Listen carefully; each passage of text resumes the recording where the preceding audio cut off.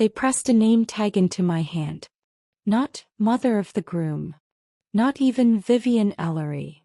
Just one word in bold block letters, centered on a sticker without the gold trim everyone else had. I stared at it in my blue lace gown, holding it like it might scald me. Behind me, a champagne cork cracked, laughter scattered across the lobby, and cameras flashed as people posed for the family photos. Clara sighed. Perfect smiles, perfect dresses in pale chiffon. Nobody noticed me. I am Vivian Ellery, 65 years old, widowed and the mother of the groom. And yesterday at my only son's wedding, I was treated like an afterthought. Today I hold the keys to the penthouse my son thought was his future. 36 missed calls glow on my phone, still unanswered. I haven't spoken to a single one of them. Before I tell you how it all unfolded, do one thing for me. If this story stirs even a flicker inside you, click like, subscribe and ring the bell. Because people like us, we are not afterthoughts anymore. The wedding was grand. Chandeliers dripping crystals, flowers spilling from centerpieces taller than me, waiters in pressed tuxedos moving like choreography. I arrived 10 minutes early, never one for dramatic lateness. But the moment I saw the seating chart in the marble lobby, I knew.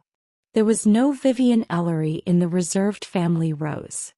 Instead, a young attendant handed me that sticker, glanced away and said, "Enjoy the evening." I tucked it into my clutch. I would not be wearing humiliation on my chest. No one welcomed me. Not Clara. Not her mother. Certainly not Daniel, who was laughing across the ballroom, champagne flute in hand, boutonniere pinned by someone else.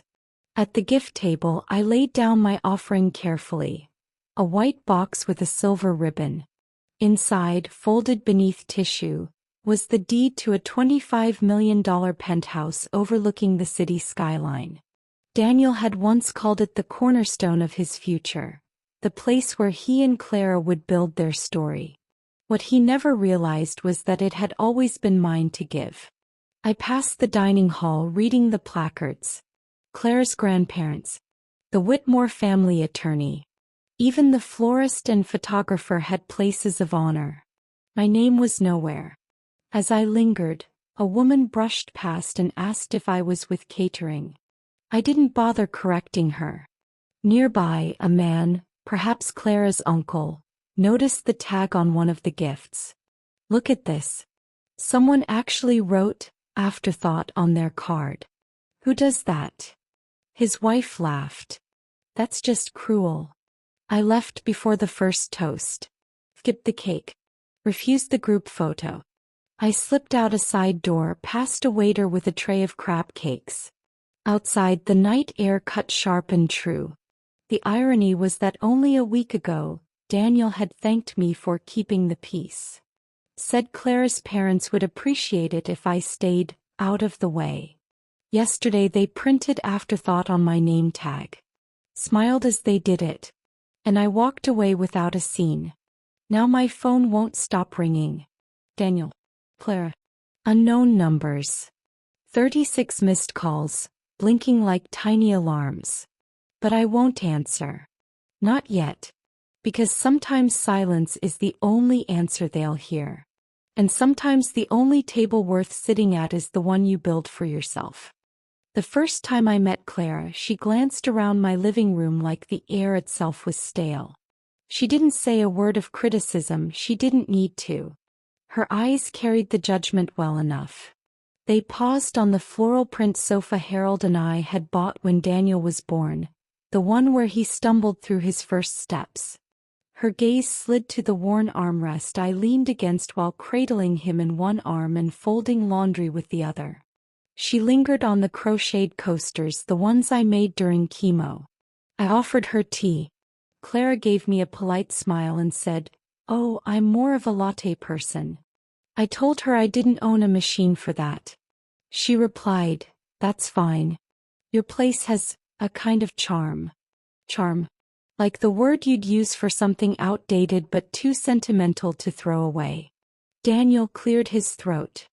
Clara's just used to more modern interiors, he said as though translating. I nodded. She only sat down once he did. That was the day I realized I wasn't being shoved aside, not yet.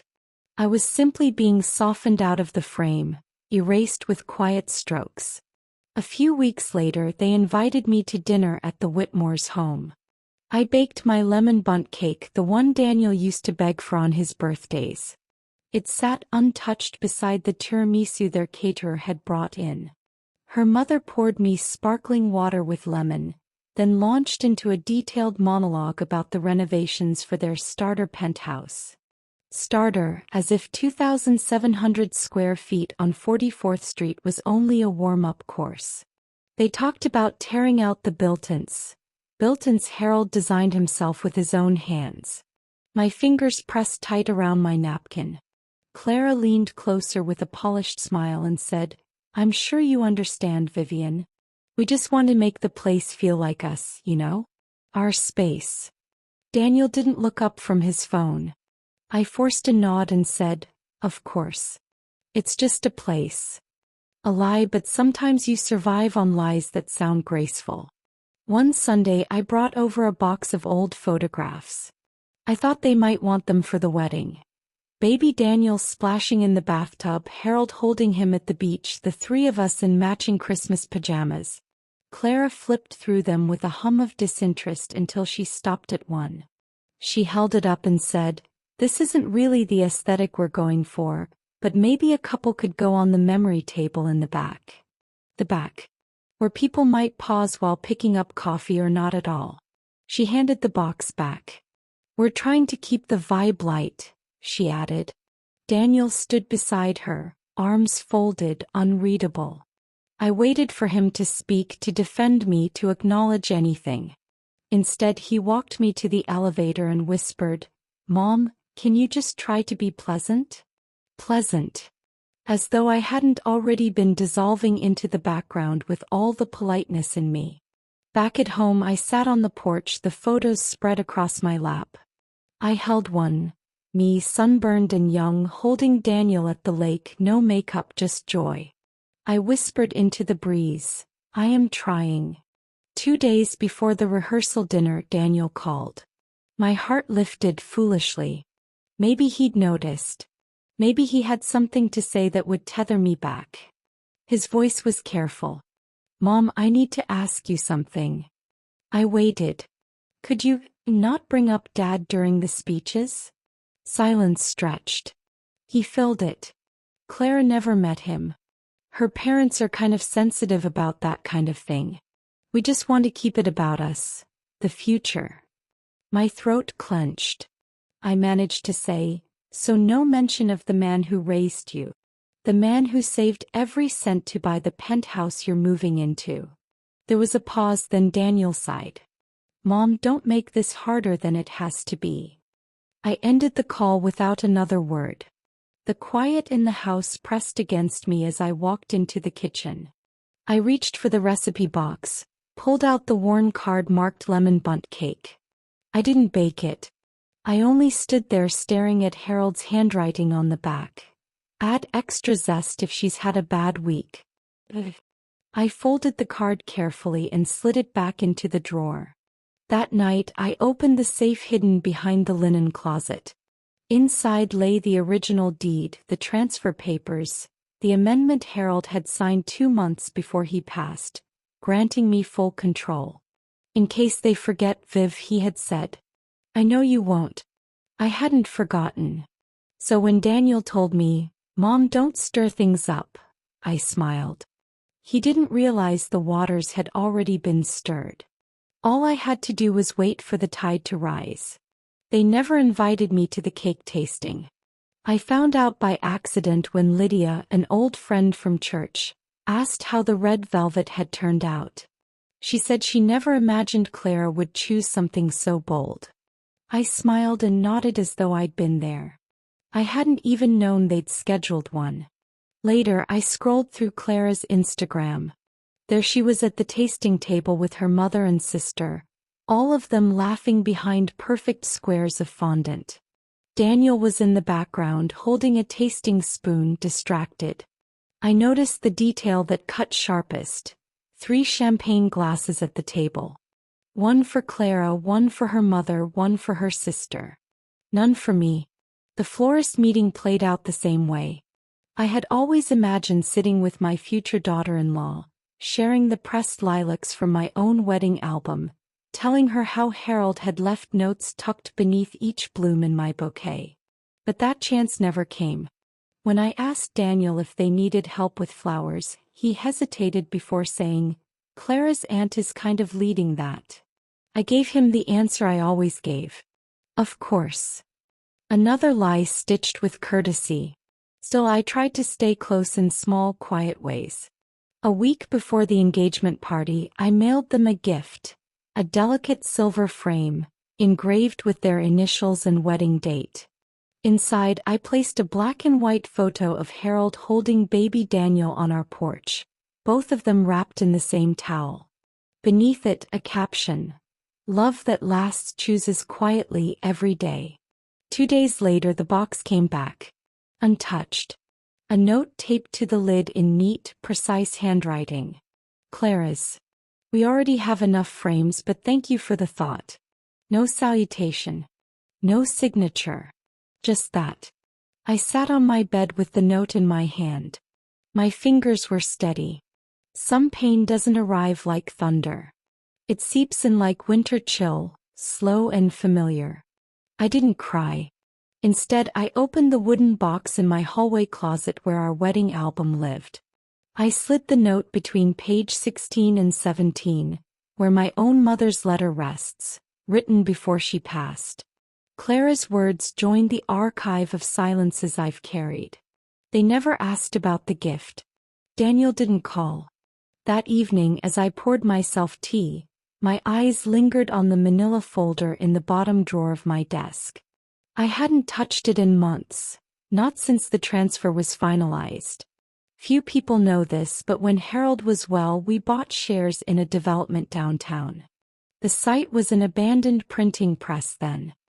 He'd stood there with me, pointing at the skyline, and said, "Viv, in 10 years, this will rise higher than anything else in the city. This is the future." He had been right all along. What no one knew, not even Daniel, was that when Harold passed, he left me with full control over our stake in the downtown development. And when the final Penthouse was released, Unit 4403, 3,200 square feet of glass, marble and skyline, I claimed it through our investment trust. Not under my name, but under the trust that I alone controlled. Daniel and Clara thought they were moving in as owners. They weren't. They were tenants, though they didn't know it. I never bragged, never dangled the truth before them. I wanted them to feel secure, to believe they were building a foundation of their own. But with every dismissal, every time I was smoothed out of the picture, I caught myself imagining the sound of that penthouse door closing behind me. Quiet. Final. There was one moment that sealed it for me, small to anyone else but carved into me. The rehearsal dinner. They didn't ask me to speak. Didn't ask me to light a candle. Didn't even leave me a seat near the head table. Instead, they tucked me at the back between Clara's college roommate and a cousin who couldn't remember my name. I excused myself early, unnoticed. Outside, under the string lights, I held my purse and watched through the glass as couples clinked glasses and laughed, their voices muffled but bright. My fingers brushed my coat pocket and I felt it, the post-it note Clara had written. "We already have enough, but thank you." I unfolded it, read it once more and smiled. For the first time I believed her. They did have enough. Enough glitter, enough spectacle, enough noise. But what they lacked, gratitude, foresight, permanence, was mine to keep. Along with the deed to 4403. The ballroom shimmered that night. Crystal chandeliers scattered light across ivory walls and gilded trim. Each table gleamed beneath towering orchids and roses, what must have been hundreds of dollars in eucalyptus. Waiters drifted silently, gloved hands offering champagne and hors d'oeuvres that sounded like poetry. Everything looked flawless. Everything but me. There was no card for me. I drifted a while, pretending to check my phone, smiling politely when eyes met mine as though my wandering had purpose. Finally, I asked an usher barely older than a boy where I was meant to sit. He scanned his list, frowned, then whispered to a woman with a headset. Her smile was brittle. "Ah yes, table 19, she said brightly. "Just over there by the restroom entrance." She gestured toward the far corner beside the coat check. I sat in silence. The chair rocked slightly, one leg uneven on the marble floor. I folded my hands in my lap and watched. Daniel looked happy from afar. Radiant even. Claire clung to his arm like something won. Her gown glittered, every bead hand-stitched to catch the light. Her smile stretched wide as they received congratulations from her father's colleagues, her Pilates instructor, her aunts. No one came near me. No waiter refilled my glass. No photographer lifted a lens in my direction. Daniel didn't look for me. At one point, Claire's grandmother glanced toward my corner. She squinted, leaned toward the woman beside her and asked too loudly, "Who is that?" I smoothed the edge of my napkin, folded it once, then again into small neat squares. Like folding away my pride. The lights dimmed, music swelled, and the first dance began. Everyone turned toward the couple as they stepped onto the floor. I rose just slightly, enough to see past the towering orchids that blocked my view. Daniel held Clara close, whispered something, and she threw her head back in laughter. The ballroom glowed with chandeliers, laughter, and music so loud it seemed to push the walls wider. Couples swayed at the center of the floor, champagne flowed endlessly, and Clara Whitmore gleamed in her gown like she had been born into it. Vivian Ellery sat quietly at a table tucked far to the side, where the flowers had already begun to wilt under the weight of heat and candlelight. Her son, Daniel, spun his bride with a smile that belonged wholly to her. And in that moment, with the music swelling and applause breaking like waves across the crowd, he never once looked for his mother. A young server drifted past with a tray of champagne. He hesitated, eyes darting to the empty chair beside her, then leaned down. "Ma'am," he asked softly, "are you with staff? I think this seat was reserved for them." Vivian blinked. She lowered her gaze and saw it then, a name tag clipped to the folded program resting in her lap. The cousin who had handed it to her at check-in hadn't made eye contact. She hadn't bothered to read it before, assuming it bore her name or perhaps mother of the groom. But in slick, printed type was one word: Afterthought. She did not cry. Not there, not later. Slowly, carefully, as if lifting something sacred, she unclipped the tag and turned it over in her palm. She felt the weight of it settle into her chest. The room roared on, but inside her there was only stillness, a moment of absolute clarity. She slipped the tag into her clutch, stood and walked. No coat. No farewell. No scene. Only a single sentence forming inside her like prayer. "I don't need their toast. I only need my name." She crossed the ballroom, past mirrored pillars and tables blooming with laughter, unseen, untouched, until one voice stopped her. "Grandma." Vivian turned. Lily, 7 years old, curls bouncing, her sunflower dress bright against the gold decor. The child hurried to her side, wide-eyed. "Are you leaving?" Vivian knelt, brushing a strand of hair from her granddaughter's face. "I'll see you soon, my darling," she whispered, pressing a kiss to her forehead. "Remember this, Lily, always know where your seat is. And if they don't offer you one, make your own table." And then she was gone, slipping into the hall that smelled faintly of lemon polish and smoke from the kitchen. She didn't take the grand staircase with its sweeping view of the city. Instead, she chose the narrow service corridor, the one she remembered from years before, when the Whitmores still had to bow their heads to the Ellery name. The staff let her pass without question. Down the marble steps into cool stone, where the wine cellar walls seemed to breathe with age. Vivian's hands had steadied by the time she reached the bottom. She pulled out her phone. 1 missed call. 36 unread messages. None from Daniel. She ignored them all, scrolled to the number she needed and pressed. Ava Whitmore speaking. Vivian inhaled deeply. It's time. There was no hesitation on the other end, only the faint tapping of keys. Professional. Precise. Worth every retainer Vivian had ever paid her. Full execution? Ava asked, her voice calm. Yes, Vivian replied. Pull the trigger. Here's what no one at that glittering reception understood. The penthouse Daniel and Clara planned to move into was never theirs to begin with. It was a performance piece, a Whitmore promise dressed as generosity. Clara's father had announced it once at dinner, his tone dripping with triumph.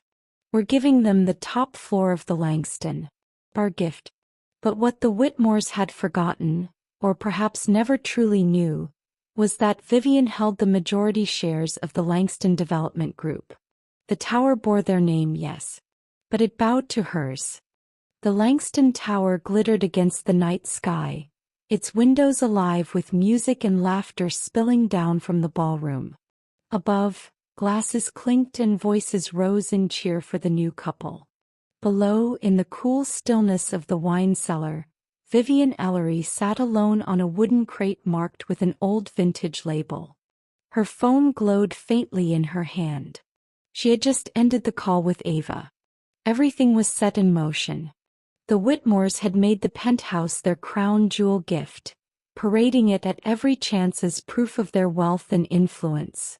But what no one seemed to realize, what they had never bothered to ask, was that the land had once belonged to Vivian's late husband, Richard. It was his patience, her investments, and years of quiet decisions that allowed the tower to rise in the first place. When Richard died, the board had expected her to step aside, to fade into a quiet widow's role. She hadn't. Instead, she bought out 2 partners quietly and steadily, until her name controlled the majority stake. By the time the ink dried that fiscal year, she held 62% of Langston's residential assets. Including Unit 4403, the penthouse Clara had been gushing about since the engagement, the one with its 3 terraces, the imported marble, and every Pinterest dream she could pin. They had never once asked Vivian's opinion. They had assumed her silence meant absence. Assumed she would sign whatever papers appeared before her. Assumed she would vanish into the background like a shadow at her own son's wedding. The bass from the ballroom thudded faintly through the floor above. Toast probably. Words that weren't meant for her. Vivian slipped her hand into her clutch and pulled out the name tag that had been clipped to her program earlier that evening. She stared at it under the cellar's dim lights. Not mother of the groom. Not even her name. Just a single word. Afterthought.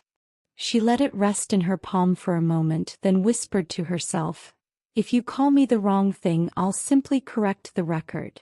Upstairs they could laugh and clink glasses. They could pretend she wasn't there at the venue tours or the tastings or the endless fittings. They could paint her out of the picture entirely. But they could not erase her from the deed. Because now she was the deed. Her phone buzzed. Ava's voice returned, smooth and efficient. "All authorizations complete. I've already sent the documents. Transfer will show within the hour. And I've blind copied the wedding planner per your request." Vivian closed her eyes for a moment, not with triumph but with release. She wasn't angry anymore. Just finished. Finished fighting for recognition that would never come. Finished offering explanations no one listened to. Finished sitting quietly while others drew the lines of her life. As she stood, her gaze drifted across the cellar. Memories stirred. Richard had proposed to her right here decades ago after a winter gala. No ring then, just a folded napkin scrawled with their initials in lipstick. "Promise me," he had said. "Promise you'll always know your worth, even when others don't." Vivian pressed her hand against the stone wall, nodding silently to that memory. Then she walked upstairs, her heels steady on the marble steps. Through the lobby, unnoticed by the Whitmores, unseen by Daniel. The valet handed her keys with a smile. "Leaving so soon, ma'am?" Vivian smiled back, slipping into her car. "Better to leave as myself than stay as someone else's mistake." The next morning, light streamed into her kitchen through the bay window. The house was quiet, filled only with the sound of sparrows outside. Vivian brewed herself a cup of Earl Grey in her chipped porcelain mug, the one with the crescent crack near the handle. She sat at the table, letting the steam warm her face before turning over her phone. 36 missed calls. Several from Daniel. Some from numbers she didn't recognize. Not a single voicemail. Just silence ringing in place of words. Vivian placed the phone face down and took another sip. Then Ava's message came through. "Clear. Final. Congratulations. The deed has been updated and filed. You are now the sole registered owner of Unit 4403, Langston Tower." Vivian set her mug down. No smile. No tears. Just a long exhale. For the first time in years she felt the name fit her again. Not Afterthought, not forgotten. Simply Vivian Ellery. And that was enough. Vivian Ellery listened to Ava's voice through the quiet line, the faint tapping of keys in the background. "You also asked me to blind copy the wedding planner," Ava said. "I did," Vivian replied, calm. "And the Whitmore family attorney," Ava added. Another soft click. "Both copies delivered. Time-stamped. No one can claim they didn't know. Thank you." A pause, then Ava's tone shifted, softer. "Do you want silence or do you want closure?" Vivian didn't answer at first. Ava wasn't talking about documents. She was talking about the ache underneath, the wound that kept her awake at night, the sting of being erased. Vivian closed her eyes, breathed in, and realized something she hadn't known until now. Closure was a myth people clung to when they couldn't find peace. And peace, she thought, peace is enough. When she arrived home, an envelope waited on her hallway console, hand-delivered. Inside, a single brass key gleamed against the paper. Heavy, unmistakable. The kind that opened a private elevator, the kind reserved for someone who mattered. Attached was a note on Langston letterhead. "For your records, Mrs. Ellery. The Penthouse is registered solely in your name. All previous decorating appointments have been cancelled as per your request. Please advise when you'd like the unit prepared." Vivian held the key between her fingers, feeling its weight. Once the family had given her spares, the ones no decorator or concierge actually needed. Just the extra. The afterthought. Not anymore. Now she held the only copy. She set it on her dining table beside a linen napkin embroidered with her initials. No more sticky notes dismissing her generosity, no more name tags written like apologies. Just her name, her key, her deed. Her phone buzzed again. Call number 37. Clara. She let it ring until it stopped. Another call. Another silence. People thought silence was absence. It wasn't. Silence was a decision, strength wrapped in velvet. She could have made a scene at the wedding. Shattered glasses, harsh words, storming the floor with fury. But she hadn't. They had called her an afterthought. She had written herself into the deed. That was louder than anything she could have shouted. She walked out onto the small balcony of her garden apartment. The morning air was sharp, the city just waking. In the distance, Langston Tower gleamed, rising above the skyline. Inside, Daniel and Claire were likely still asleep, Maybe groggy from champagne, maybe already arguing, maybe pretending nothing had happened. That was their choice. Hers was different. She sat with her tea, her key, her calm. Then her phone vibrated once more. A text this time. Daniel's name. "Can we talk, please?" No apology. No recognition. Just urgency dressed as civility. Vivian didn't respond. She simply whispered into the open sky, "They'll call again." Because they had labeled her last. She was only reminding them she had always been ahead. She slipped the key into her pocket, finished her tea, and began to pack a small overnight bag. She had no intention of returning to the venue, of stepping back into the place that had treated her like a stranger. But then she remembered her wrap. Silk ivory, embroidered with vines.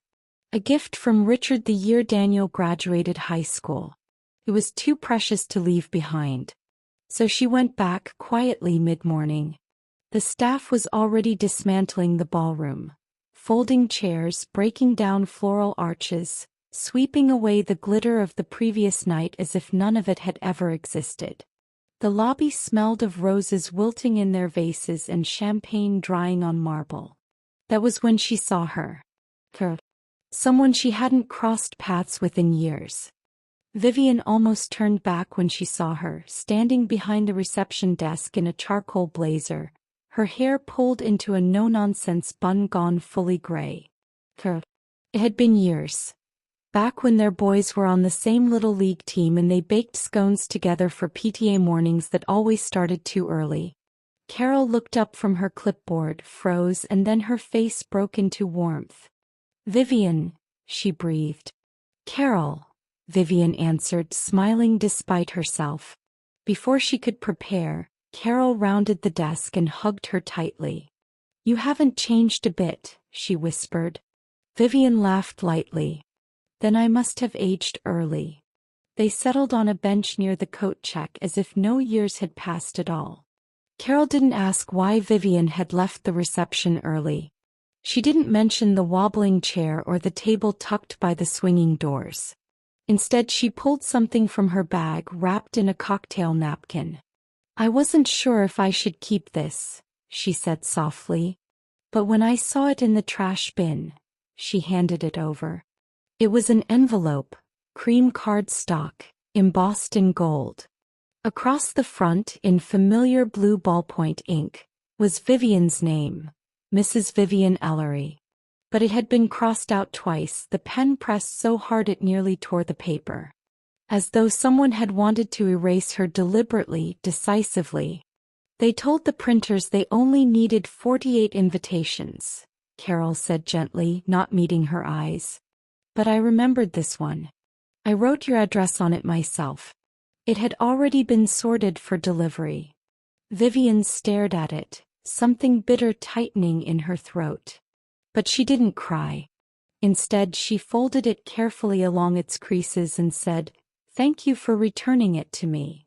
Carol nodded and reached into her bag again, pulling out a small thermos. She poured 2 cups of chamomile tea into paper lids, just like she used to on the sidelines years ago. The steam rose between them, smelling of quieter times, days when Daniel would search the stands until his eyes found hers. "I wasn't even supposed to be working last night," Carol said after a while. "Someone called out sick. I almost didn't take the shift." "You're still working events?" Vivian asked, surprised. Carol smiled. 3 nights a week. Keeps me moving. And honestly, I like watching people forget they're being watched. That made Vivian chuckle. Carol always had a way of finding wisdom in the quiet corners. After a moment, Carol added, "I once got cut out of a wedding too. Not mine. My niece's. I raised her for 5 years after her mama passed." Vivian turned, startled. "And she?" Carol nodded. "Removed me from the guest list. Her fiancé said I was too old-fashioned. I guess that meant I didn't have Instagram." She took a slow sip of tea. "They sent digital invitations through an app. Didn't think I'd notice." Vivian clenched the napkin tighter around the envelope. What did you do? Carol gave a small smile. I waited. For what? For the day they lost power. Couldn't log into a thing. She called me crying because she didn't remember anyone's number except mine. They both laughed then, not loud but the kind of laugh that comes from a wound scarred over, one that no longer stings, just aches. Vivian looked down at the crossed-out invitation again. You're going to keep it? Carol asked. I am, Vivian said. But her tone was steady. Not to dwell. She stood, walked to the gift shop near the elevators and returned 10 minutes later with a simple oak photo frame. She slipped the envelope inside, pressed the glass shut and set it upright on the bench between them. Carol tilted her head. Art. A reminder, Vivian said. Of what? Vivian met her eyes. That even if someone tries to erase your name, the paper still remembers who it carried first. Carol reached out, touched her arm gently. If you ever want to share a pot of tea again, you know where to find me. I do. Vivian hugged her before leaving. Carol didn't ask if she was all right. Vivian didn't pretend to be. But for the first time in a long while she felt seen. Not as an obligation. Not as an afterthought. Simply remembered. I brought the framed invitation home that night and placed it on the bookshelf, right beside the photo albums from my own wedding, back when my name wasn't an afterthought or a line to be erased. Back when inclusion was effortless and love felt wide enough to hold everyone. The next morning I asked Clara to meet me at Murphy's Diner. I chose it deliberately. No chandeliers, no sparkling glasses, just chipped mugs, strong coffee, and a jukebox that hadn't worked since the 80s. A place where truth didn't need polish. She arrived 10 minutes late, sliding into the booth across from me without apology. Her silk blouse and pressed slacks carried the same message as her raised chin. She thought she belonged somewhere grander than this. But she stayed because she'd already heard. The deed transfer was finalized. Langston Towers Penthouse, Unit 57, was legally mine. I assume you called this meeting to renegotiate, she said, her voice calm but edged with expectation. She treated me like a business deal, not the mother of the man she'd married. I stirred my coffee slowly, watching the swirl. No, Claire. I didn't come here to renegotiate. That made her falter. Just for a second. She leaned forward, lacing her hands together on the table like a lawyer preparing an opening argument. I understand you're upset about how the wedding turned out, but this isn't personal. It's about family security. Daniel told me the penthouse was meant for us. That was the plan. I slid a folder across the table. She opened it, scanning quickly, and for the first time her hands trembled just slightly. Inside wasn't a gift deed, nor a transfer of ownership. It was a 1-year lease agreement. And one clause in particular made her lips tighten into a thin line. Conditional occupancy, she read aloud. Tenant must complete 15 volunteer hours per week at Southbridge Women's Shelter during tenancy. She gave a sharp laugh. This is a joke. No, I said softly, folding my hands. You expect me to spend my time mopping floors for women who didn't plan ahead in life? They didn't plan to be beaten, I replied evenly. Or abandoned with children. Or left without health insurance. Life doesn't schedule misfortune. It arrives and you either face it or ignore it. Her gaze faltered. She toyed with the edge of the folder, then muttered, I didn't take anything from you. This penthouse was promised to me. Daniel said it was part of our future. I held her eyes. Did you ever ask who made it possible for Daniel to promise it at all? Her silence told me she hadn't. She believed the story Daniel spun. That his connections, his investors, his management had secured Langston Tower. But the truth was quieter. When funding collapsed, I had stepped in. I'd been the anchor investor. I'd taken the risk. I'd written the checks. This was mine long before your wedding hashtags and your floral arches, I said. Her voice grew cold. You didn't have to do this. No, I agreed. But I chose to. She looked down at the lease again. This isn't an invitation. It's punishment. It's an invitation, I corrected, to understand the people whose lives exist beneath the penthouse floor you want so badly. If you're going to live above the city, you should know what it feels like to stand firmly at its foundation.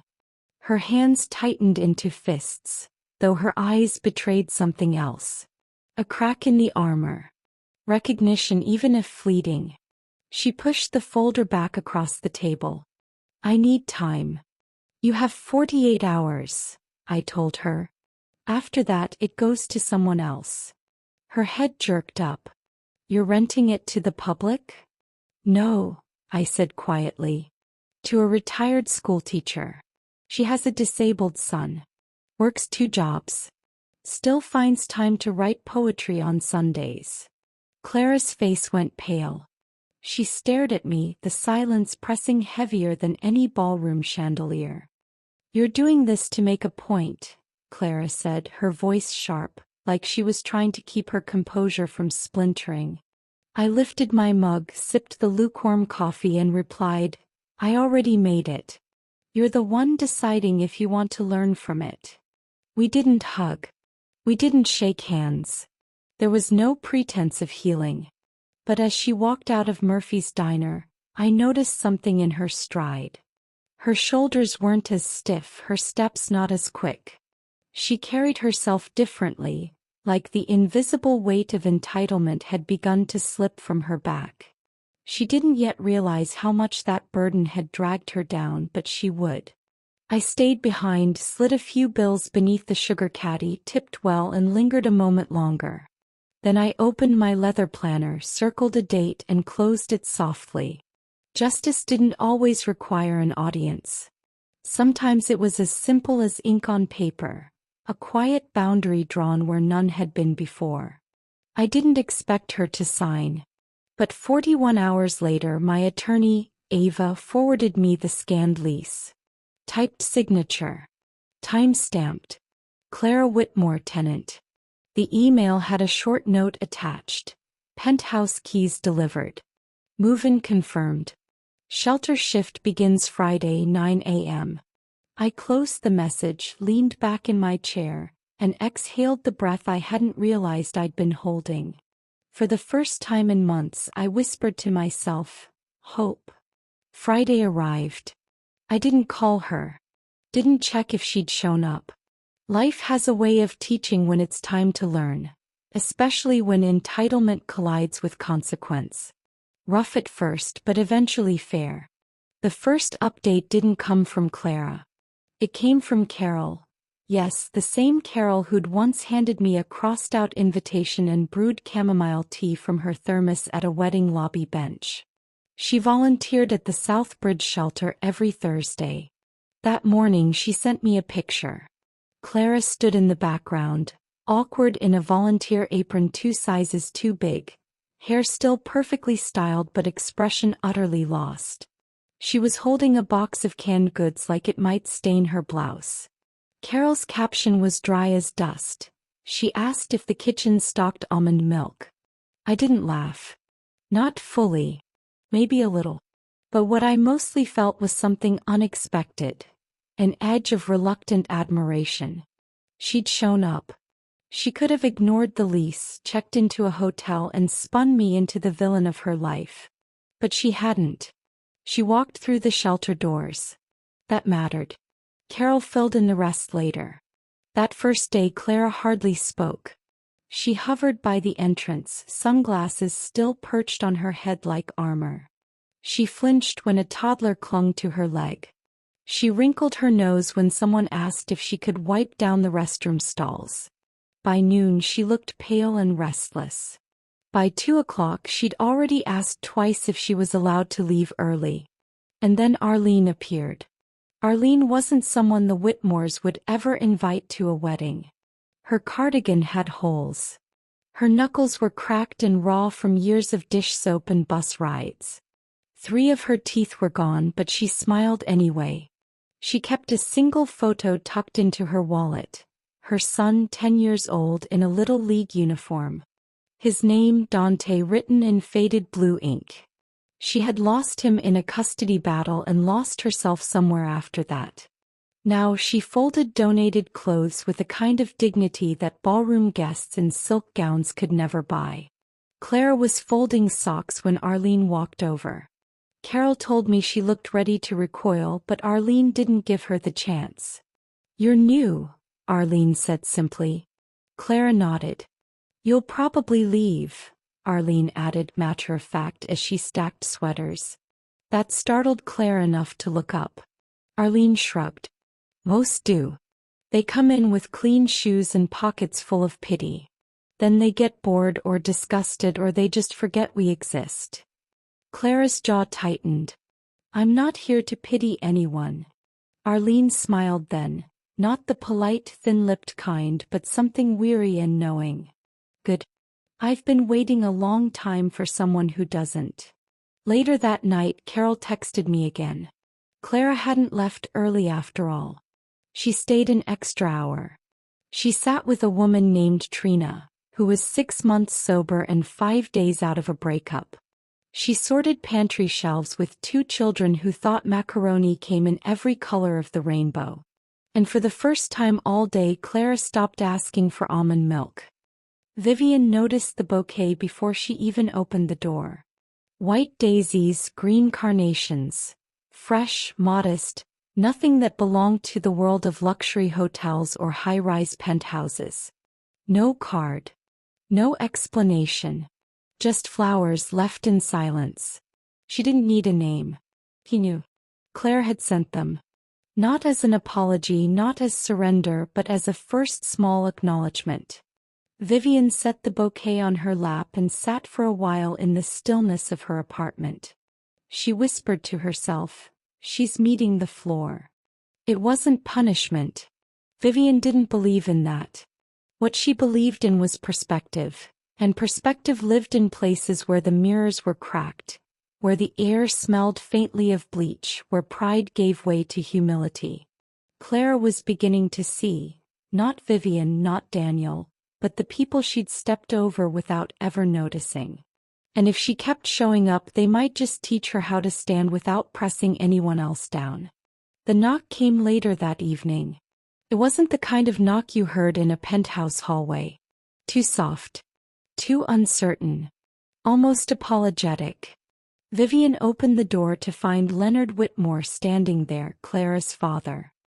His suit was rumpled, his tie crooked, though his silver-streaked hair remained perfectly parted. A man who'd lost his footing but still clung to appearances.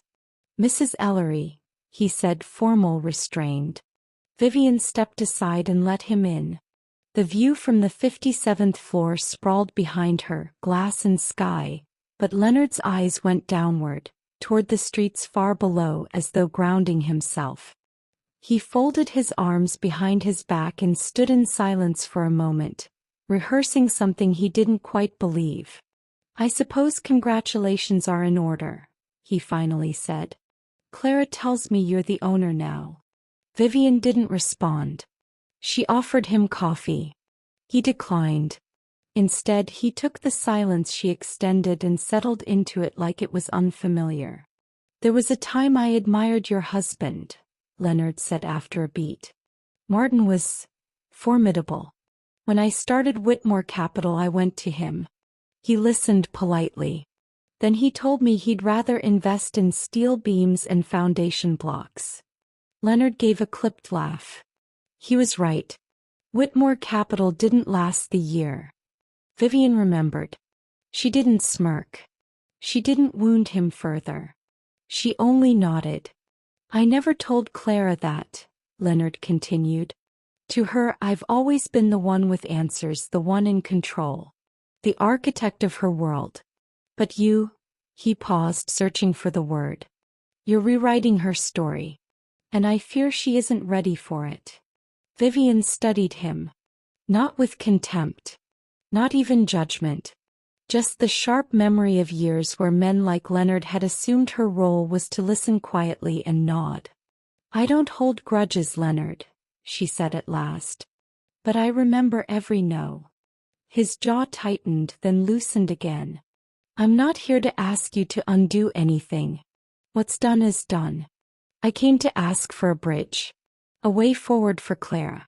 For both our families." Vivian tilted her head.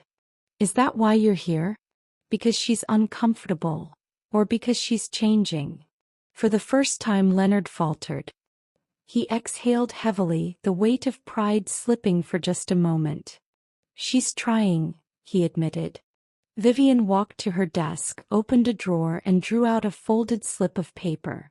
She set it on the counter between them. It was the same note Clara had once left for her, attached with a bright yellow post-it. "We already have everything we need. But thank you." "Need is a strange thing," Vivian said softly. "You don't feel it until what you have turns out to be borrowed." Leonard picked up the note. His fingers lingered on it longer than she expected. He glanced up at her, his eyes searching.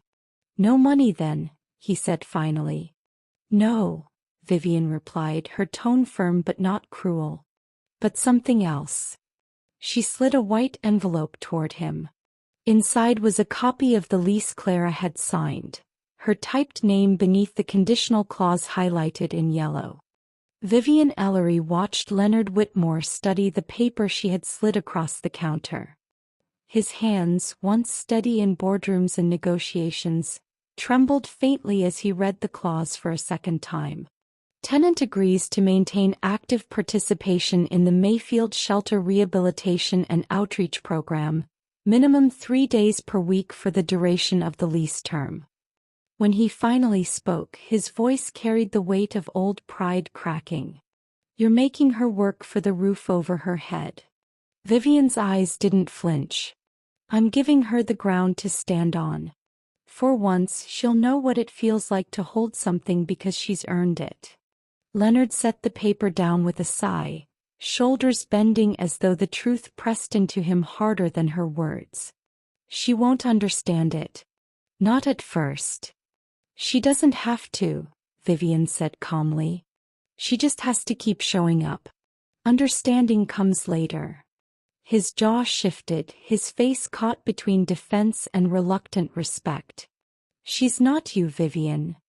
"No," Vivian agreed, her tone sharper than a blade softened by years of silence.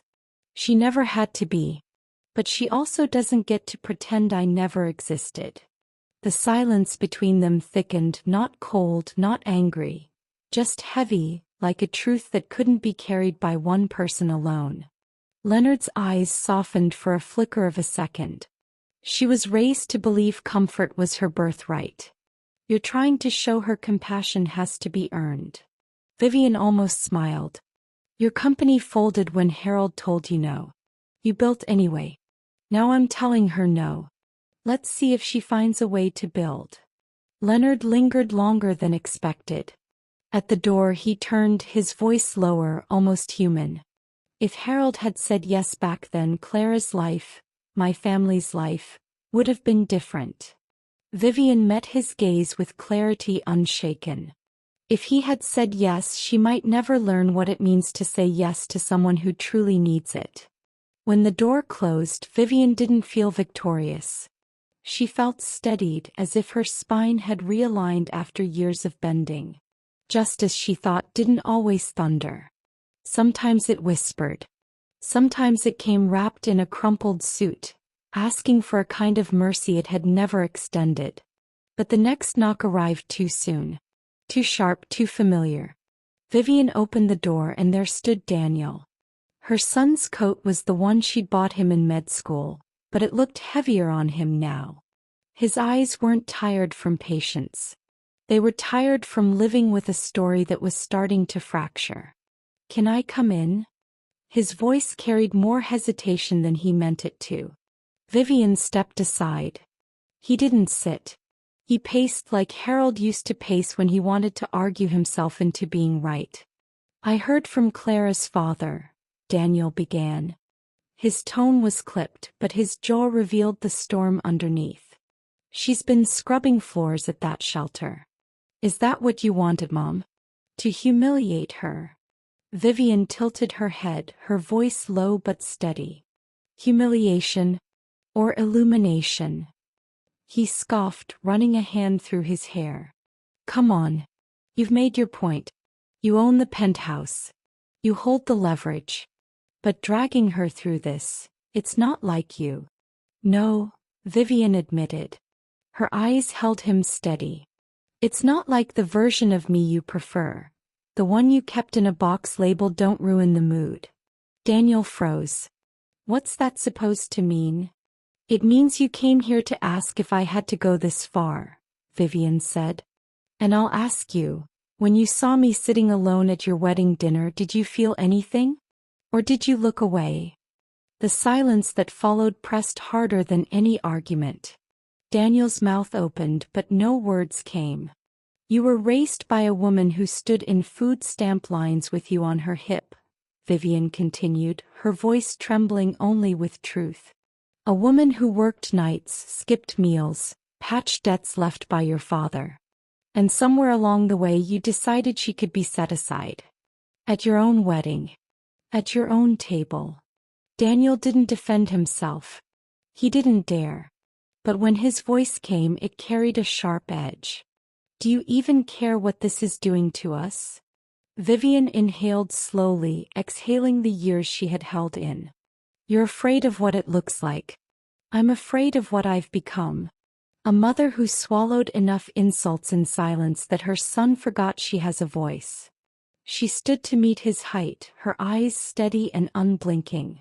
You're worried I've gone too far. I'm worried I didn't draw the line soon enough. Daniel's face cracked. Not in anger, but in that fleeting flicker of realization that stung more than any argument. Vivian saw it in his eyes. He wasn't just fighting for Clara. He was defending the fragile illusion that kept him from facing himself in the mirror. You think I'm punishing her? Vivian's voice was low, almost tender. I'm not. I'm reminding her. Reminding both of you that love without respect isn't love. It's entitlement. Daniel finally sat, his shoulders dropping like he had run out of arguments. For once he didn't interrupt. He just listened. I don't hate Clara, Vivian continued. But I can't reward cruelty with comfort. She wanted the view from the 57th floor without ever looking at the woman who poured the concrete. Daniel lowered his gaze. You raced me better than this. I know, she said. That's why I'm doing this. So you remember. When he rose again, it wasn't with anger. It was slower, almost uncertain. I'll talk to her. Vivian shook her head. Don't. Just watch her. And decide if that's the woman you want beside you when you're 70. At the door he hesitated. You're not mad at me, are you? Vivian managed a small smile, not from joy, but from the kind of resignation that comes with finally drawing a line. No, Daniel. I'm just finally mad for me. After he left, Vivian didn't chase after Clara, didn't return to the shelter where she knew her daughter-in-law was now expected to be. She let silence be the mirror.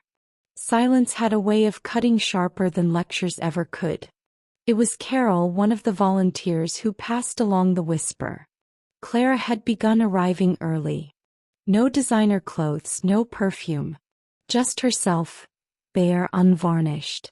She rarely spoke. She only watched. She watched Arlene refill the coffee urn for the 100th time. Watched old men trace faded photographs as if trying to steady trembling hands with memory alone. Watched women fold blankets, their own grief stitched into every crease. One Tuesday Carol said Clara was on her knees scrubbing the bathroom tiles. The grout was stained, stubborn, clinging to the past. Her manicured nails had cracked. Her fingers were raw. But she didn't stop. That's when Arlene walked in. Arlene, who had buried her son after the system failed him. Arlene, who remembered everyone's name even when they forgot hers. You missed a spot, Arlene said, pointing with her cane. Clara looked up, sweat at her brow. I know. I'm trying. Arlene smiled faintly. I didn't mean the tile, sweetheart. I meant your heart. Clara sank back against the wall, exhaustion breaking through. It doesn't matter. No one sees me here anyway. That's funny, Arlene replied gently. Because I've been seeing you all week. The words hung in the air until Clara, maybe out of fatigue, maybe out of honesty, whispered, I used to think people ended up here because they made mistakes. But now I think maybe I'm the one who made them. Arlene lowered herself into a chair, her knees cracking with age, but her voice steady.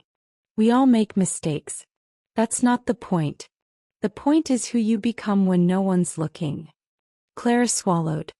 I was looking. My whole life I was watching my mother. Cleaning houses. Skipping meals so I could eat. Working shifts until her body gave out. And still people called her lazy. I saw it all.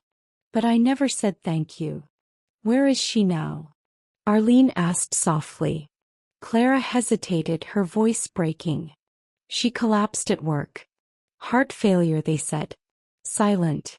I was in college. I just texted her to stop calling me so much. Told her she was overbearing. That I wasn't a child anymore. She bit her lip. I called her a burden. My own mother. A burden. The tears slid down her face, unhidden this time. Arlene didn't hug her. She didn't soften the edges. She simply held her gaze. Sounds to me like you've been trying to erase that word ever since. Clara nodded, her chest heaving. Arlene leaned back, her eyes distant. I used to work in a print shop, she said. Back when people ordered business cards. Folks would come in with typos, wrong job titles, names they didn't want anymore. Her lips curved into the faintest smile. You'd be surprised how easy it was to run a new print. But you'd be shocked how few people ever asked for one. Clara frowned, confused. What do you mean? Arlene tapped her cane against the tile Clara had just scrubbed. I mean, maybe it's time you stopped trying to erase what's printed. And asked yourself what you want reprinted instead. Arlene tapped her cane toward the shelter's front desk where the laminated name tags sat in a neat stack. You don't have to keep wearing the first name they gave you, she said quietly. Clara hesitated, then rose and walked over. Her hands shook slightly as she picked up one of the blank tags. For a long while she only held the marker, staring at the empty space as if it weighed more than stone. She didn't write volunteer. She didn't write Mrs. Whitmore. She didn't even write her own name. Instead, she traced a few small, careful letters. Something private, something only she could understand, and slipped the card into her pocket. Arlene smiled knowingly. Looks like you've found your new label. The next morning, Carol told Vivian the whole story. Vivian didn't cry and she didn't clap in triumph.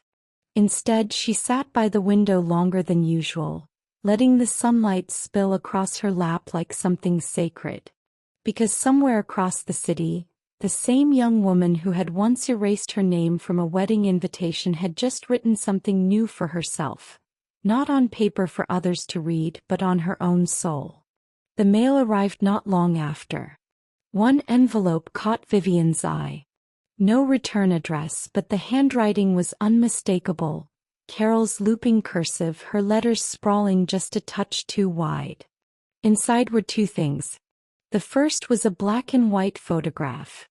Vivian gasped before her mind fully registered it. It was from the spring gala of 1985. She and Harold were standing beneath a wisteria arch, champagne glasses in hand, both mid-laugh at some forgotten joke. She hadn't seen the photo in decades. There she was, young and radiant, Harold beside her, still carrying that unshaken belief that life could be bent toward something gentle. She traced the edge of his lapel, even noticing a faint smudge of lipstick she'd never caught before. The second item made her breath falter.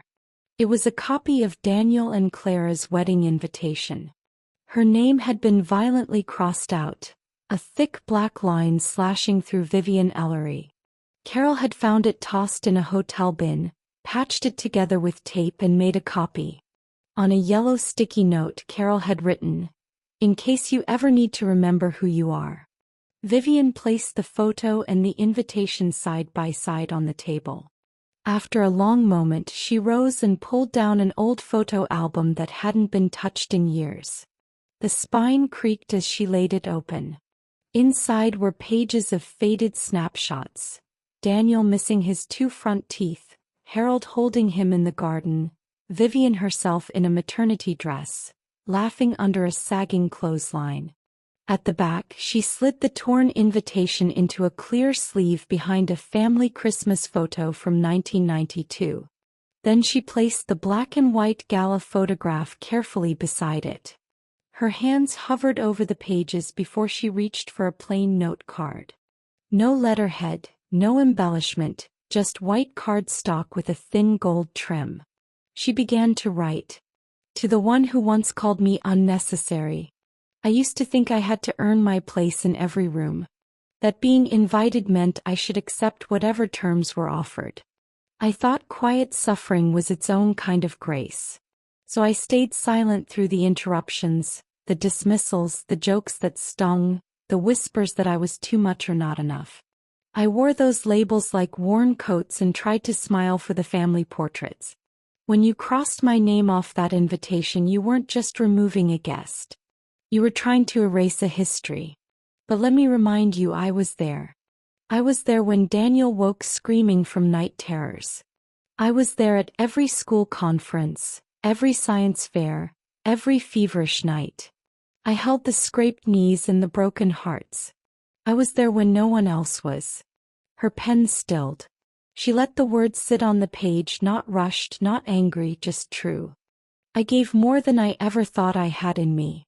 And still I was treated like a shadow in my own family's light. The insult wasn't really in the empty chair or the crossed-out name on the guest list. It was in the decision. It wasn't an oversight. It was a choice. They chose to pretend I didn't belong. But I chose something else. I chose not to beg, not to shout, not to make myself smaller to fit their silence. I chose to walk away with my dignity intact. If they wanted to write my story with erasure, then I would write my own with truth. Because I was never the weight dragging anyone down. I was the one carrying the weight, and I carried it longer than anyone ever noticed. I don't hate them, not Clara, not her family, not even Daniel for staying quiet when I needed his voice most. Hate is too heavy and I've already hauled enough. What I felt was hurt, sharp and deep. What I felt was disappointment, the kind that lingers in your chest like smoke long after the fire. But I refused to let that be the only story. So I placed the photographs in the album, I wrote the letter I knew I'd never send, and I told the truth. I was erased, but I stayed visible. I was discarded, but I stayed whole. I was forgotten, but I remembered myself. And even then I chose dignity, even if it cost me the comfort of belonging. I tucked the letter away behind the pictures, behind the years. Some words don't need to be read aloud to matter. They only need to exist. I wasn't expecting anyone that morning. The sky was still pale, the kind of quiet blue that makes the city feel hushed. I had just watered the jade plant on the balcony, watching the earth drink slowly when I heard a knock. Not urgent, not apologetic. Just steady. 3 taps. When I opened the door, Clara was there. Not in her polished veneer of perfection. Not the bride with painted nails and cameras flashing. Just Clara. Her face was bare, her hair tucked back, sleeves pushed high as if she had come straight from the middle of a thought. There was no speech waiting on her tongue, no neat apology. Instead, she held something out between us. It was a card. Not printed, not embossed, not like the others that had cut me down with their absence. This one was handwritten, careful but imperfect. The words read, Vivian Ellery, Mother. Nothing more. No qualifiers, no erasures, no attempt to reduce me to less than I was. I stared at it, my throat tightening, not from tears but from the weight of the moment. It was warm from her hand, maybe trembling slightly before she let it go. I didn't speak. Neither did she. But there in the silence, something fragile mended. Not fixed, not whole, but stitched enough to remind us that even broken things can still hold. Clara gave a slight nod, her eyes glinting with something I hadn't seen in them before. Respect, maybe even understanding. Then she turned and walked down the hallway, her steps light but deliberate. She didn't look back. He didn't have to. I closed the door gently, pressing the card between my fingers. The handwriting wavered just slightly on the E of Ellery, as though writing it had taken more courage than she expected. I carried it with me to the window, where the late afternoon sun spilled across the room in a soft golden wash. The city glimmered in that forgiving light. And for the first time in a long while, I didn't feel like an accessory to someone else's joy. I didn't feel erased. I felt seen. Not as an afterthought. Not as a burden. Simply as what I had always been. Mother. It wasn't everything. But it was something. And for me that was enough to begin again. It didn't erase the ache or undo the words that had already been spoken, but it was something. And sometimes something honest is enough to begin again.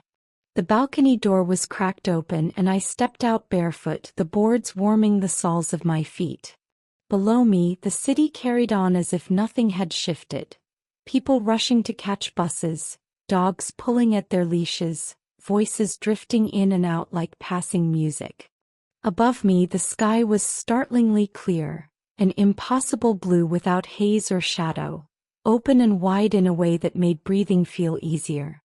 I held the small card in both hands and let the breeze touch it. It didn't flutter away. It stayed steady in my palms the way I had stayed.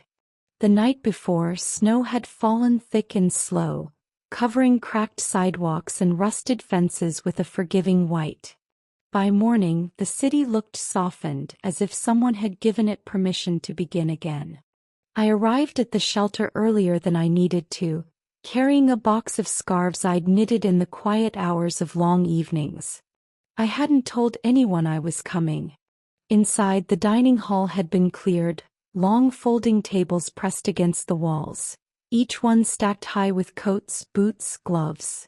Some new, some worn, but all chosen with care. Children darted between the piles, tugging sleeves, laughing as oversized jackets swallowed them whole. The sound filled the room, echoing against the concrete walls like a kind of music. And there in the center of it all was Clara. She wasn't polished or made up. Just a plain navy coat, her hair pulled back, and a knitted cap that sat lopsided on her head. She was kneeling to help a little girl into a red parka, tugging the zipper up to her chin. "There," Clara said softly, brushing the child's hair out of her eyes. "Now you're ready for the North Pole." The girl grinned wide. "I'm Sophie. Do you remember me?" Clara smiled back. "Of course I do, Sophie. Last week you had purple mittens, didn't you?" The child's laugh rang out, quick and bright, before she twirled away to show off her new coat. Clara stood slowly, her knees stiff, and scanned the room. No spotlight, no attention, just people finding warmth where it mattered most. From the doorway I stayed unseen.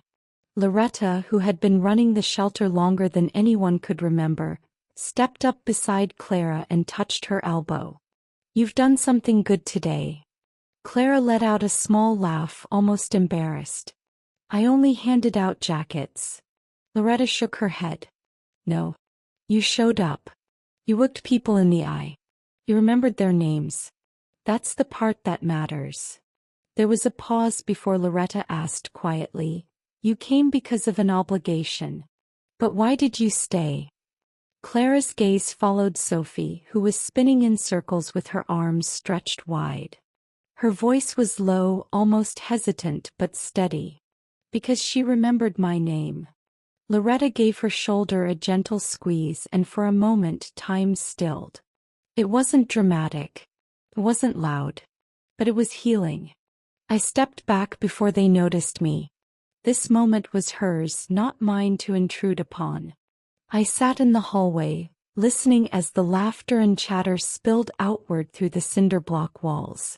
That kind of sound didn't need words. It was its own kind of proof. When Clara finally stepped out, she wasn't startled to see me waiting. She didn't look guilty or defensive, just quieter, more settled. She held out a paper cup.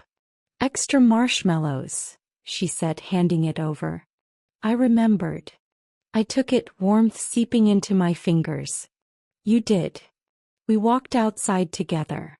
Snow had begun again, drifting down in soft flakes that landed silently on our shoulders and hair. Clara reached into her coat pocket and pulled out a folded list. "These are the kids who still don't have boots," she said. "Sizes, names. I thought you might want to help." She didn't ask for money. She didn't make it about what was missing or what was owed. She asked me to stand beside her, to be part of something. We stood there for a while in the quiet. No rehearsed apologies, no tidy conclusion. Just the snow falling and the air between us shifting lighter somehow. Clara was learning, not through punishment, not through guilt, but by showing up. And maybe, just maybe, that was enough for us both. And I was learning too, that healing doesn't come from a name tag, no matter how carefully it's written. Healing comes from watching someone change because they choose to, because they stay, because they listen. I looked at Clara then. Her cheeks were flushed pink from the cold, her breath curling into the morning air like pale ribbons. "You ready to go find some boots?" I asked. She nodded. And for the first time since this entire unraveling began, I believed her. That evening I roasted a chicken. Not for an occasion, not because anyone was expected, but because I had the time and the quiet. I cut rosemary sprigs from the small garden I kept by the kitchen window, still fragrant despite the season's chill, and tucked them beneath the skin. Olive oil, lemon, patience. It was the kind of meal you only make when no one is rushing you. The kind of meal that lets the house smell like welcome again. I had just finished setting the table. 2 plates, 2 cloth napkins, water with lemon slices, when a knock came at the door. Slow, deliberate, not hurried. I wasn't expecting anyone. When I opened it, there was Daniel. No text, no warning, no Clara, just him. He held a bottle of sparkling apple cider. "Thought this might go better with chicken than wine," he said almost shyly. I didn't answer right away, only stepped aside and let him in. He walked through the hallway, looking at the house as though he hadn't seen it in years, as if every corner carried a memory he hadn't touched in a while. His eyes lingered on the mantel, an old photograph of Harold and me beside a newer one of me holding Lily, my granddaughter, last Christmas. "You changed the curtains," he said finally. I nodded. "I change things sometimes." We sat at the table. No television humming in the background, no phones between us. Just the meal. The silence wasn't jagged anymore. It was softer, waiting. He ate slowly, thoughtful, then paused with a small smile. "This tastes like Sundays when I was 10. I smiled back. "It is." For a long while we just ate. Then near the end, as he set down his fork beside the last spoonful of potatoes, his voice dropped low, careful. "Do you hate me, Mom?" I folded my napkin in my lap, looked directly at him. Not past him, not through him. "No," I said. He nodded, but his expression was weighted, as if my answer was a language he was still trying to learn. "Because sometimes I think I deserve it." I reached for my glass, took a sip of water, then set it down. "I don't hate you, Daniel. I never could. But I was angry. Not just at you." I paused, steadying myself. "At me." He frowned. "At yourself. For being silent for so long," I said. "For shrinking myself to fit into other people's plans. For thinking that if I just smiled enough, if I stayed small enough, everything would hold together. His eyes lowered, but I continued, gentle and firm. I let people treat me like an afterthought. Like I was extra. Not in words, but in how they carried me in their lives. And I let it happen. Over and over. He opened his mouth, but I lifted a hand softly, not to scold, only to hold the space. This isn't blame, Daniel. It's clarity. You were raised by a woman who mistook self-sacrifice for love. I never taught you to question it. His throat worked as he swallowed. I should have protected you. No, I said, shaking my head. You should have seen me. That's all. He looked up then, eyes rimmed red, not from anger but from recognition. His voice came low, almost a whisper. I see you now. I nodded. Then we begin here. He glanced around the quiet house. It's different than I remember. I smiled faintly. That's because the noise is gone. We cleared the dishes together the way we used to years ago, neither of us in a hurry. When it was time for him to leave, he paused at the door, cider bottle in hand. I'm proud of you, he said. I touched his arm gently. And I'm still proud of you too. Even when I was hurt. He stepped out into the cold evening and I closed the door softly behind him. The house held a stillness afterward, but it wasn't empty. It wasn't waiting. It simply was.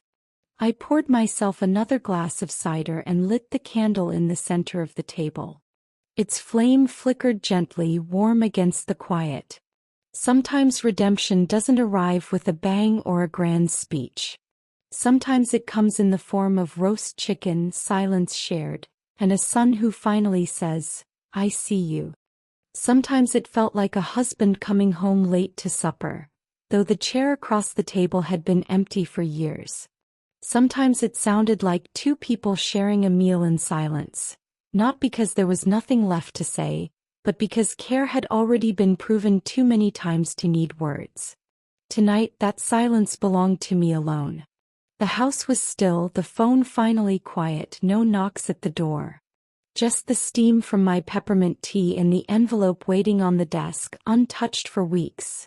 Not from fear, but because timing has its own stubborn clock. I slid the papers free, their edges yellowed, their corners fragile from decades of being folded and refolded, as if old promises could outlast grief.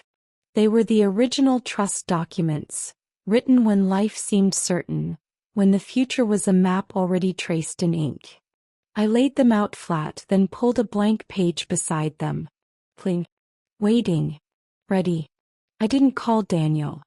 Not yet. This part one needed to put down with my own hand. The first name I wrote wasn't family. It was Harbor House Shelter. I remembered Clara, my future daughter-in-law, her eyes wet but steady that day she helped sort coats for children who never asked for pity, only warmth. I remembered her kneeling to tie the frayed shoelaces of a boy who wouldn't stop talking, his hands sticky with candy, his voice too loud for that echoing hall. Clara hadn't flinched. She had smiled. Something had unraveled in her then, and something new had taken root. That place had helped her find her strength. It deserved more than a donation. It deserved permanence. I wrote, 10% of the Ellery Trust shall be given annually in perpetuity to Harbor House Shelter. Then came another name. One that had never been there before. Arlene. No last name, just the woman who had once sat through a long night with Clara when she couldn't stop shaking, who stayed long after others had gone home, who remembered birthdays that weren't her own. A bequest of $250,000. No strings. No explanations. No questions asked. Because too many people move through life without anyone ever trusting them with something that matters. She had given Clara her trust. Now someone needed to return it. My pen slowed as I wrote Daniel's name. My son. My only child. I thought about the way he had shown up last autumn without announcement, carrying no excuses, asking nothing. Just sitting, sharing a meal, remembering that we belonged to each other. I didn't want inheritance to be mistaken for reward, not for performance, not for duty. I wanted it to affirm the man he was still becoming. So I wrote, Daniel Ellery shall inherit 20% of the estate, provided he completes at least 200 hours of voluntary service at any registered community organization within the next 24 months. Proof to be submitted by affidavit. This is not a punishment but a reminder that love without contribution is expectation, not legacy. Then came the hardest part, the penthouse. I set down my pen and looked out the window of my own modest study. The view wasn't dramatic, not like the one from that high glass tower, but it was mine. And I saw, perhaps for the first time, what it really meant to leave something behind. Clara's name was last. I wrote, The Ellery Penthouse, 49th floor, shall be gifted in full to Clara Whitmore under the following conditions. Pause. A breath. That she continue her service at Harbor House Shelter at least 2 days a week, for no less than 3 years. That she provide annual reports of the projects she has initiated or supported. If either condition is not met for more than 2 consecutive quarters, ownership shall revert to the Ellery Foundation. I leaned back, the weight of it all pressing into the silence. I wasn't doing this out of spite. I wasn't tightening reins. I was carving truth into paper. Because possession means nothing if you hoard it. Stewardship, that was what outlasted the flesh. I signed my name at the bottom slowly, carefully, Vivian Ellery. The same name once printed on a marriage license, once whispered into a newborn's ear, and now, etched here as both ending and beginning. I sealed the envelope, resting my hand on it for a long moment before whispering, not to anyone in particular, real power isn't in what you keep. It's in what you choose to leave behind. The evening breeze drifted through the cracked window, carrying with it the faint hum of the city. Somewhere across town, I imagined Clara leaving the shelter with her coat unbuttoned, waving to a volunteer named Marisol. Somewhere else, Arlene was probably savoring her first quiet morning on the porch of the little house she'd always dreamed of. And maybe Daniel, my Daniel, was stacking boxes in a church basement, not because he had to, not because it earned him favor, but because it felt right to use his strength for someone else. I didn't need to see any of it unfold. Legacy doesn't demand an audience. It only asks that we show up when we can, and step back gracefully when it's time. It was a Tuesday, ordinary on the calendar, the kind of day you'd pass without marking. But there it was, taped to the side gate of Harbor House Shelter. A flyer handwritten in looping ink. Winter supper. Oh, welcome. The words belonged to Clara. I would have known her handwriting anywhere. Soft, rounded, as though each letter leaned toward the next. Words that seemed to open their arms. Inside nothing matched, and that was its beauty. Folding chairs of different shapes and ages lined the walls. Tablecloths, wrinkled from storage, covered the long tables. Mason jars filled with wildflowers doubled as vases and crayon holders for the children.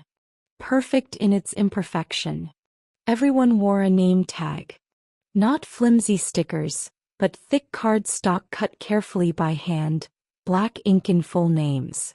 No nicknames, no shorthand, no one reduced to guest or +1. It felt deliberate, like every person here was meant to take up space. As I walked in, Loretta waved from across the room. "There she is," she called as though I'd been expected. Clara crossed to me then, her sweater marked with streaks of dried paint, her hair caught up with a pencil. She looked more radiant than she had on her wedding day, light without ceremony, joy without spectacle. She didn't make an announcement. She didn't explain. She simply took my hand and whispered, "You sit at the head of the table, Vivian." Not an honor she was granting, but a place she knew I belonged. The chair had been softened with a yellow cushion, and as I lowered myself into it, the light from the tall windows stretched across the table, turning the air golden for a moment. From my purse, I drew out the old name tag, the one I'd been handed at a Whitmore dinner years ago. Sharp block letters clipped at the edges, reading nothing more than Vivian. No curve. No warmth. An afterthought. I set it on the table before me. Then beside it I placed the new one. Vivian Ellery. Mother. The two tags sat side by side, not in bitterness but in honesty. It wasn't about revenge. It was about being restored to the space I'd nearly lost. Across the room, Daniel laughed with Loretta over a crooked tray of cookies. Arlene adjusted Marisol's scarf and showed her how to fold paper swans. Clara's sister, Lila, carried in a box of gloves from a donor and winked in my direction. For once, no one seemed to notice who belonged to which family. That room, once full of strangers, had become something more. A family stitched together by choice rather than blood. We lingered long after the meal ended. Clara refilled chipped mugs with cider, the heater ticked on and off, and the children kept drawing, filling the paper with houses, suns, and crooked hearts. I looked around and saw more than charity or obligation. I saw something whole. When it was time to leave, Clara walked me to the door, her hand warm over mine. "Thank you," she said softly. Just 2 words, but this time they weren't formal or obligatory. They carried tenderness. I didn't answer. I didn't need to. The door opened onto a hush of cold air. Snow had begun to fall in slow, unhurried flakes. I stepped outside, holding both name tags in my hand. Just before the door shut, I heard Loretta's voice carry across the room. She was never just a guest. And in that simple sentence I understood. Sometimes the miracle isn't the ending you planned. Sometimes it's the quiet restoration you didn't even know you needed. Is it the hush of morning with steam rising from a mug of coffee, or the stillness of midnight when the world feels small enough to hold in your hands? Either way, this was how the evening left me, quiet, steady, and unexpectedly whole. I thought about Clara, her paint-stained sweater, the pencil pinning back her hair. I thought about Daniel laughing over cookies like he hadn't laughed since boyhood. I thought about the Whitmores too, not as a weight anymore but as people whose approval I no longer needed. My worth wasn't theirs to measure. It never had been. That night, walking home from the shelter supper, the snow fell in a way that made the streetlights glow softer, almost tender. I clutched the 2 name tags in my coat pocket, the old and the new, the past and the present brushing together like pages in a book. Not erased, not forgotten, just reordered. At home, I lit a candle on the kitchen table. Its flame wavered against the glass, reminding me that sometimes healing doesn't come in grand gestures. It comes in small things, in mismatched chairs around a supper table, in laughter spilling across a room, in someone finally calling you by the name that was always yours. I poured myself a cup of tea and sat in the glow, letting the silence stretch. Not empty silence, not the kind that presses on your chest, but a living silence, the kind that makes space. For the first time in a long time, I felt that space fill, not with noise, not with doubt, but with peace. And maybe that's the miracle. Not the knock at the door, not the speech that changes everything, but the quiet moments that slip in when you finally open your heart. So I leave you with this. Wherever you are, in the morning light or the midnight stillness, carry this story with you. Carry the reminder that redemption isn't always loud. Sometimes it waits patiently until you're ready. And when it does, you'll know.